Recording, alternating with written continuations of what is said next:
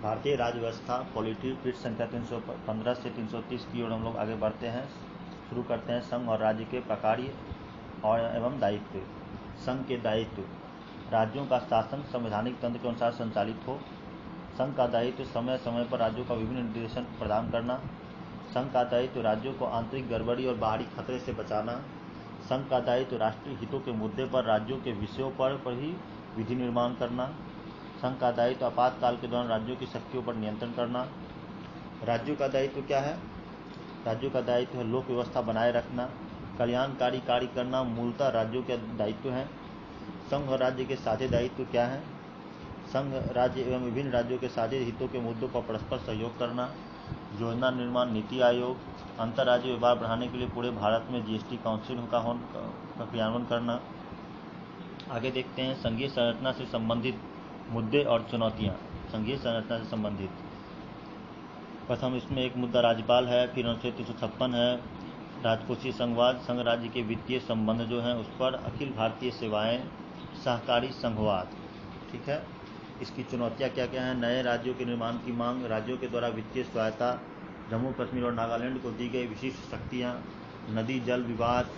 ठीक है, devolution of power and finances up to local levels, challenges.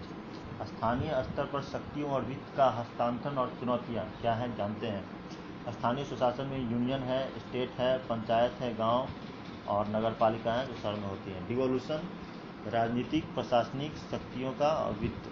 ठीक है, राजनीतिक प्रशासनिक शक्तियां और वित्त।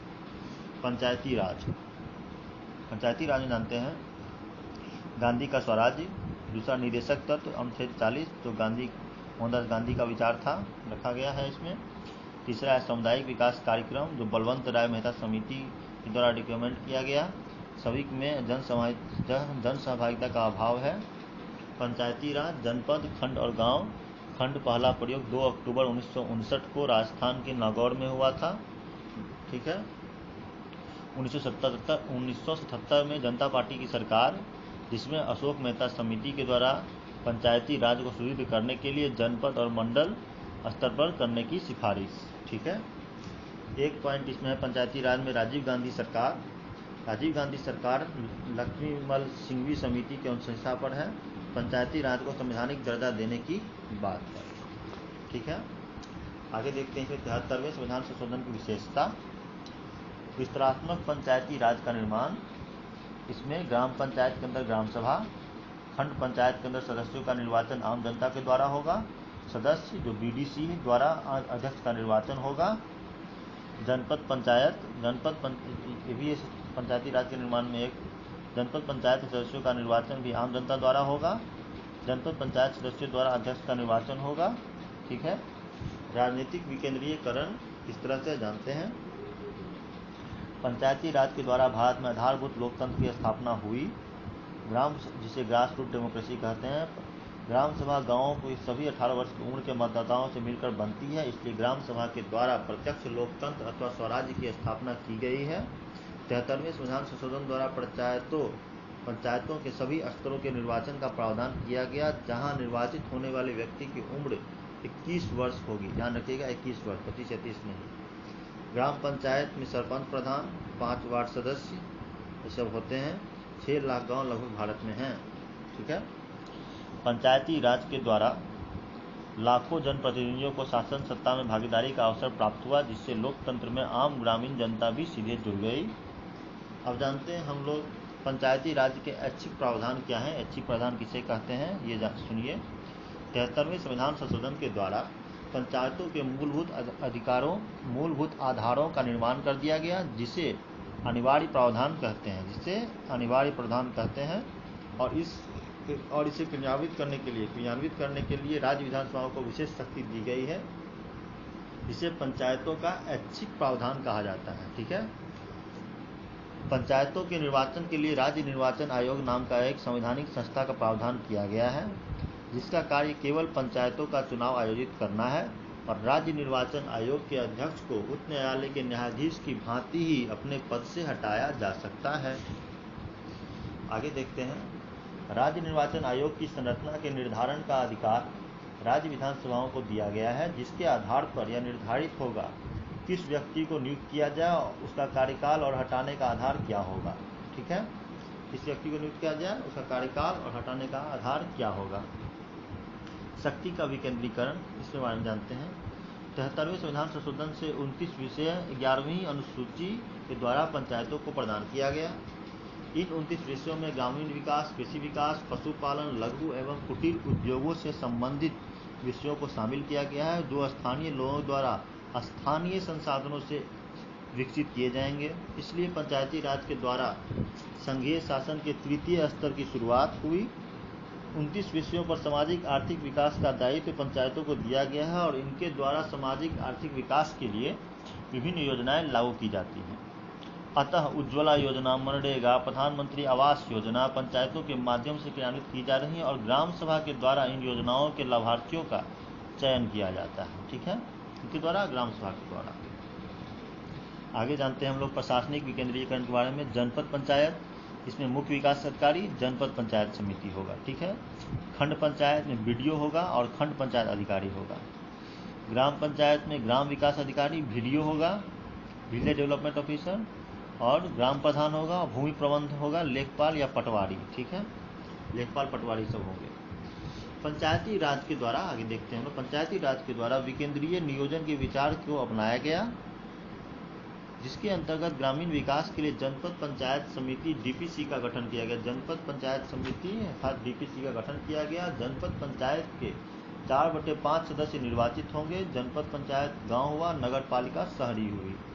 ठीक है, उदाहरण के तौर पर डीपीसी के अगर 10 सदस्यों का निर्वाचन होता है तो जनपद पंचायत समिति के में 10 सदस्य होंगे तो 60%, 6 होंगे जनपद पंचायत से, 4 होंगे नगर पालिका से। ठीक है, जनपद पंचायत समिति में राज्यों के द्वारा किन सदस्यों का मनोनयन किया जाएगा, यह राज्य विधानसभा द्वारा निर्धारित होगा तथा जनपद पंचायत समिति के पदेन सदस्य भी राज्य विधानसभा द्वारा ही निर्धारित किए जाएंगे।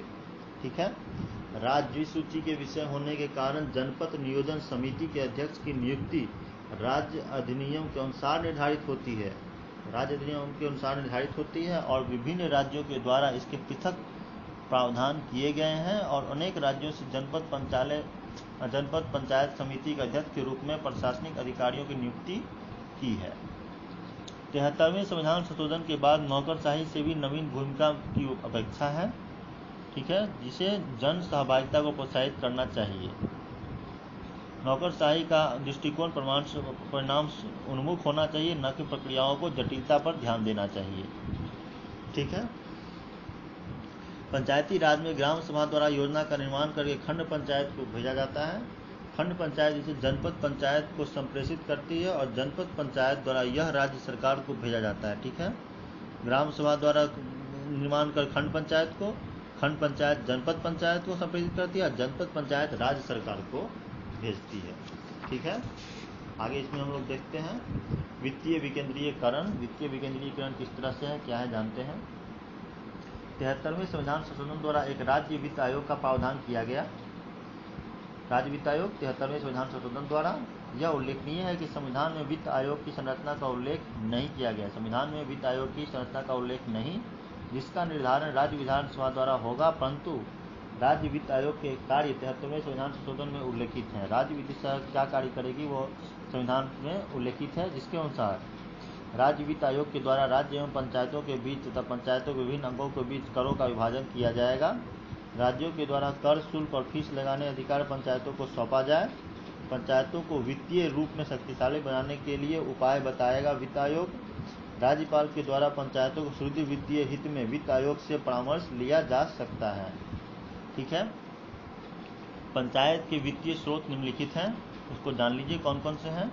राज्यों के करों के विभाजन से प्राप्त हिस्सा, राज्य सरकार से प्राप्त अनुदान, पंचायतों द्वारा लगाए गए एवं वसूले गए कर, केंद्र द्वारा पारित योजनाओं से प्राप्त राशि।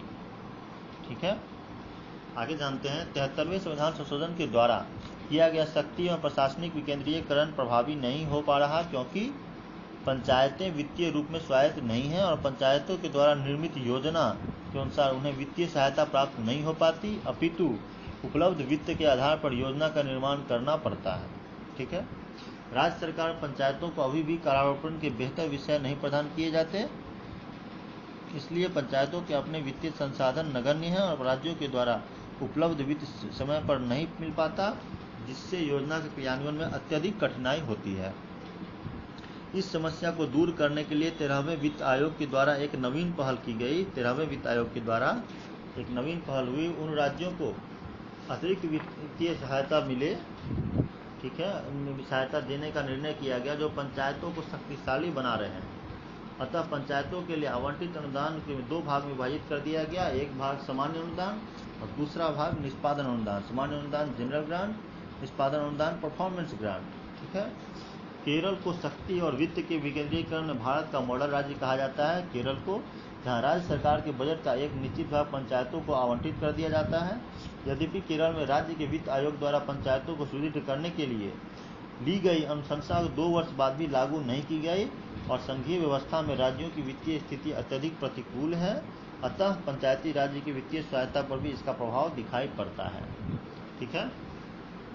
हम लोग जानते हैं पंचायती राज में सामाजिक न्याय और लैंगिक सशक्तिकरण, सामाजिक न्याय एवं लैंगिक सशक्तिकरण, जिसमें 73वें संशोधन के द्वारा पंचायतों के सभी स्तरों के लिए महिलाओं के लिए 1/3 सीटें आरक्षित की गई, जबकि इन स्तर के अध्यक्ष पद के लिए आरक्षण का निर्धारण राज्य विधानसभाओं द्वारा किया जाएगा। राज्य सूची के विषय होने के कारण कई राज्यों ने महिला आरक्षण की सीमा बढ़ा करके 1/3 सीट से बढ़ाकर 50% तक कर दी, जिससे भारतीय समाज के पितृसत्तात्मक ढांचे पर बड़ा परिवर्तन होगा। इसके अतिरिक्त अनुसूचित जातियों जनजातियों को उनकी संख्या के अनुपात में ध्यान रखिएगा आरक्षण प्रदान किया गया है, जिससे सामाजिक न्याय सुदृढ़ होगा और ग्रामीण समाज में न केवल संसाधनों के वितरण में उनकी भागीदारी होगी, अपितु सामाजिक सम्मान भी बढ़ेगा। पिछड़े वर्गों के लिए आरक्षण का प्रावधान राज्य विधानसभा द्वारा निर्धारित होगा। उनके आरक्षण का प्रावधान जो है वो राज्य विधानसभा द्वारा निर्धारित होगा।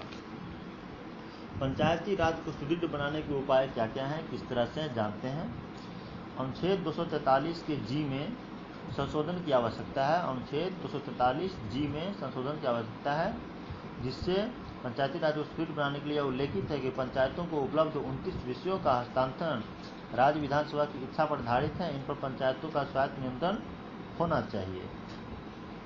सुदृढ़ बनाने के लिए पंचायत में कार्य करने वाले पदाधिकारियों एवं जनप्रतिनिधियों को पर्याप्त प्रशिक्षण का प्रावधान होना चाहिए। सुदृढ़ बनाने के लिए पंचायत में व्याप्त भ्रष्टाचार को नियंत्रित करने के लिए एक स्थानीय लोकपाल ओम्बड्समैन का प्रावधान होना चाहिए, तो भ्रष्टाचार की शिकायत की स्वतंत्र जांच करे। सुदृढ़ बनाने के लिए पंचायतों को अधिक वित्तीय सहायता प्राप्त होनी चाहिए।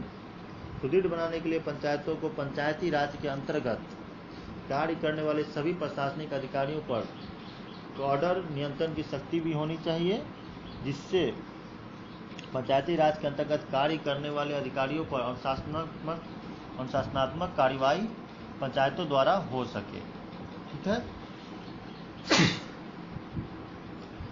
राज्यों का पंचायतों पर नियंत्रण किस तरह से है ये हम देखते हैं। उसमें था ऑर्डर नियंत्रण की शक्ति।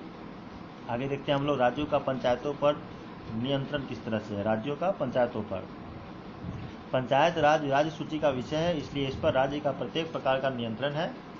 वैधानिक नियंत्रण, वित्तीय नियंत्रण, प्रशासनिक नियंत्रण, ठीक है। वैधानिक, वित्तीय एवं प्रशासनिक। तकनीकी सहयोग, ग्रामीण विकास के लिए पंचायतों को तकनीकी विशेषज्ञ राज्य सरकार द्वारा उपलब्ध कराए जाते हैं, जिससे योजनाओं के क्रियान्वयन में सहायता मिल सके। आगे देखते हैं पृष्ठ संख्या 30 क्रॉस कर चुके हैं हम लोग। अनुच्छेद 243 के में राज्य चुनाव आयोग का प्रावधान है। राज्य चुनाव आयोग का प्रावधान किसमें है? अनुच्छेद 243 के में, ठीक है। प्रश्न है, पंचायती राज संस्थाएं केवल राजनीतिक उपकरण नहीं है, अपितु इनका प्रयोग प्रशासनिक संस्थाओं के रूप में होना चाहिए, ठीक है। इसके बारे में सोचना है। दूसरा, 73वें संविधान संशोधन द्वारा निर्मित किया गया क्या है? सहभागी लोकतंत्र एवं प्रशासनिक विकेंद्रीकरण। 73वें संविधान संशोधन द्वारा निर्मित सहभागी लोकतंत्र एवं प्रशासनिक विकेंद्रीकरण। आगे देखते हैं, नगर पालिका या स्थानीय स्वशासन। नगर पालिका या स्थानीय स्वशासन आता है आपको 74वें संविधान संशोधन में, ठीक है। पंचायत था 73वें में, नगर पालिका आती है 74वें संविधान संशोधन में। 74वें संविधान संशोधन में 2 भाग विद्यमान हैं। स्थानीय स्वशासन का विचार, जिसके अंतर्गत 3 प्रकार के नगर पालिकाओं का प्रावधान किया गया है नगर निगम, नगर परिषद, नगर पंचायत। नगर पालिका के अंदर आते हैं नगर निगम परिषद, नगर निगम, नगर परिषद, नगर पंचायत। ठीक है। नगर पार्षद सीधे आम जनता द्वारा निर्वाचित होते हैं और निर्वाचन 5 वर्ष के लिए होता है। जिन नगर निगम का आकार 3 लाख से ज़्यादा है, 3 लाख से ज़्यादा है, वहाँ वार्ड समितियों का भी प्रावधान है। 3 लाख से ज़्यादा होने पर वार्ड समिति का भी प्रावधान है किया गया है, जो 2 या 2 से अधिक वार्ड से मिलकर बनेगी, 2 या 2 से अधिक वार्ड से मिलकर बनेगी। वार्ड समितियों के संरचना का उल्लेख संविधान में नहीं किया गया है कि वार्ड समिति की संरचना कैसी होगी। ध्यान रखिएगा, पूछ सकता है वार्ड समिति की संरचना का संविधान में उल्लेख है, तो नहीं है। ठीक है, क्योंकि नगर पालिका भी राज्य सूची का विषय है, इसलिए वार्ड समितियों के गठन का अधिकार भी राज्य विधानसभाओं को है। ठीक है, आगे देखते हैं। नगर पार्षदों का निर्वाचन आम जनता के द्वारा होता है, लेकिन नगर निगम के अध्यक्ष का निर्वाचन के तरीके का निर्धारण राज्य विधानसभा द्वारा निर्धारित होगी। इसलिए उत्तर प्रदेश में मेयर का चुनाव सीधे आम जनता द्वारा होता है। उत्तर प्रदेश में ध्यान रखिएगा कि मेयर का चुनाव सीधे जनता द्वारा होता है, जबकि राजस्थान में निर्वाचित पार्षदों द्वारा मेयर का चुनाव या कहीं निर्वाचन होता है। ठीक है, लेकिन निर्वाचन होता है। अतः नगर पालिकाओं के द्वारा शहरी सुशासन को बढ़ावा दिया गया, लोकतांत्रिक विकेंद्रीकरण को बढ़ावा दिया गया। ठीक है, योजना निर्माण की संस्थाएं। ठीक है, देखते हैं। नगरीय प्रशासन को बेहतर करने के लिए विकेंद्रित नियोजन पर बल दिया गया और योजना निर्माण के लिए 2 प्रकार की संस्थाएं का निर्माण किया गया। एक है जनपद नियोजन समिति, दूसरा है महानगर योजना समिति, जिसमें 2/3 सदस्य निर्वाचित होते हैं, जिनका निर्वाचन उस महानगर के निर्वाचित सदस्यों के द्वारा होता है, और जनपद पंचायत के निर्वाचित सदस्यों के द्वारा और उन्हीं सदस्यों में से निर्वाचित किया जाता है। ठीक है, सदस्यों के द्वारा उन्हीं सदस्यों में से निर्वाचित होता है। महानगर योजना समिति के निर्वाचित सदस्य शहरी ग्रामीण जनसंख्या के अनुपात में निर्वाचित होंगे। महानगर योजना समिति के जो निर्वाचित सदस्य होंगे वो शहरी ग्रामीण सदस्यता के अनुपात में निर्वाचित होंगे। इनका मूल कार्य 12वीं अनुसूची में प्रदान किए गए 18 विषयों, 11वीं नहीं, 11वीं था पंचायती राज में, 12वीं अनुसूची में कितने विषय, उसमें 29 विषय थे, इसमें 18 विषय हैं, पर सामाजिक आर्थिक विकास में विभिन्न योजनाओं का क्रियान्वयन करेंगे। यह है महानगर योजना समिति। ठीक है, जो महानगरों में होता है, बड़े बड़े शहर में, बम्बई में। 73वें एवं 74वें संविधान संशोधन की जो साझी विशेषता है वो जानते हैं। 73वें एवं 74वें संविधान संशोधन की नगर पालिकाओं के निर्वाचन के लिए राज्य निर्वाचन आयोग का एक पृथक प्रावधान किया गया है। नगर पालिका के निर्वाचन के लिए पृथक प्रावधान किया गया, जैसा कि पंचायतों के लिए है। ठीक है, राज्य वित्त आयोग 73वें संविधान संशोधन की भांति 74वें संविधान संशोधन के लिए राज्य वित्त आयोग का प्रावधान किया गया है। 73वें संविधान संशोधन की भांति 74वें संविधान संशोधन में भी आरक्षण का प्रावधान है। ठीक है, राज्य वित्त आयोग का प्रावधान है, पृथक प्रावधान किया गया है निर्वाचन के लिए नगर पालिका के निर्वाचन में। ठीक है, आगे हम लोग देखते हैं नगर पालिकाओं को कैसे प्रभावशाली बनाया गया, जानिए। ठीक है, नगर पालिकाओं को प्रभावी बनाने के लिए मेयर को शक्तिशाली बना दिया गया। ठीक है, नगर पालिका को प्रभावी बनाने के लिए, और सभी राज्यों में मेयर का चुनाव सीधे आम जनता द्वारा होना चाहिए, और मेयर को यह अधिकार होना चाहिए कि वह नगर आयुक्त को अपने इच्छा अनुसार चयन करे, नगर आयुक्त का इच्छा अनुसार चयन करे, जिससे स्थायी और अस्थायी कार्यपालिका के बीच बेहतर समन्वय स्थापित किया जा सके। ठीक है, कैसे प्रभावशाली बना सकते हैं, तो मेयर का चुनाव करेंगे हम सीधे जनता से, और नगर आयुक्त चुनने का अधिकार मेयर को देंगे। आगे एक सलाह है कि विधि एवं व्यवस्था नगरीय प्रशासन का अत्यधिक महत्वपूर्ण विषय है। विधि एवं व्यवस्था, अतः पुलिस पर मेयर का नियंत्रण होना चाहिए। पुलिस पर किसका नियंत्रण होना चाहिए, मेयर का। नगर पालिका वित्तीय रूप से स्वायत्त नहीं है, और दिल्ली तथा मुंबई जैसी नगर पालिकाएं भी घाटे में जा रही हैं, जिन्हें अपने कर्मचारियों को भी वेतन देने के लिए पैसे नहीं हैं। ठीक है, नगर निगम की वित्तीय स्थिति को सुदृढ़ करने के लिए राजस्व वसूली की आधुनिक तकनीकी व्यवस्था का प्रयोग होना चाहिए। आधुनिक तकनीकी से कर वसूलें। प्रत्येक नगर में डीडीए जैसी प्रशासनिक संस्थाएं काम कर रही हैं, जो लोकतांत्रिक विकेंद्रीयकरण के अनुकूल नहीं है, और शहरी विकास मंत्रालय द्वारा पारित योजनाओं का भी नगर पालिका के दायरे से बाहर होती है। निष्कर्ष से क्या निकले